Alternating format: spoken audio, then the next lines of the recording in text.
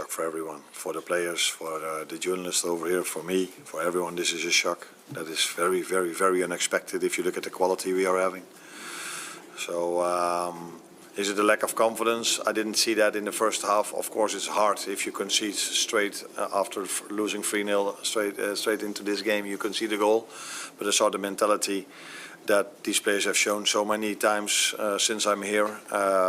Came back in a way you would like to come back, so created chances. We kept them on their half. And after another setback by conceding the 2-1, I also saw us creating chances again to score the 2-2. But in the end of the game, I did saw that it affected maybe one or two players that we were 3-1, 4-1 down. Yeah, that's true. This whole set-piece thing is part of a wider issue, and it's not just us. And actually, I was reading an interesting article by Jason Burt in The Telegraph. He puts it, quote, "A sport obsessed by set-pieces with elaborate playbooks, breaking up the flow of the game. Don't we want fast, free, flowing football? And therefore it's not as entertaining." At the moment, Clinton? No, I understand what he's saying, listen, but if you're winning football matches from scoring from set-pieces and it's working for you, why not do it? When we were playing, set pieces was massive, and now all of a sudden it's come back into it. It was like, let's play pretty football out from the back. But sometimes you're not going anywhere. You're getting pressed and people are punishing you and scoring.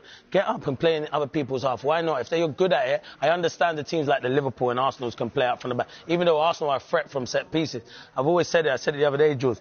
I hated going into training and having to sit there for half an hour or stand around half an hour, 45 minutes and do set pieces. It bored the life out of me because I knew where I was. I was on the goalkeeper. But you need to do that. Yeah, but they're a bit more complicated now, Clinton. Yeah. No, but they are more complicated. No, but they are complicated more. They are better now. That's what I'm saying. They do work. So people are saying, oh, yeah, it's ruining the game. But if you think, and most of their goals have come from set pieces, their fans will be disappointed. Absolutely no chance. But it's not ruining, in my opinion, it's not ruining the game. Exactly. Because people are moaning last season or the season before last brings a sort of a breath of fresh air where it just brings chaos, carnage into a box. People can't defend it. People don't know what to do. Second balls is a bit old school.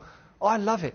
I'm all for it. I'm not saying like every team has to do it. I'm not saying, right, so if for instance, if Brighton haven't got someone that can throw the ball into, launch the ball into the box, don't do it. I mean, don't throw it and embarrass. One of the big problems for Liverpool this season has been the defence and letting in goals. So can we expect Slot to make any changes to his backline? Liverpool has erupted into turmoil after Arne Slot was brutally sacked barely an hour following the club's embarrassing 1-4 collapse against PSV. What unfolded after the final whistle has been described as one of the most dramatic and chaotic scenes in modern football. The defeat wasn't just a loss, it was a total collapse of structure, belief, and leadership, pushing the club into immediate crisis mode. Reports say Liverpool's board held an emergency meeting the moment the players left the pitch. Tensions were sky-high, with frustration boiling over after weeks of inconsistent performances and rising internal doubts. The PSV disaster was reportedly the breaking point. Within minutes, Slot was summoned, informed of the board's decision, and relieved of his duties on the spot. Players were left stunned. The dressing room atmosphere was tense, with some described as shell-shocked after hearing the news.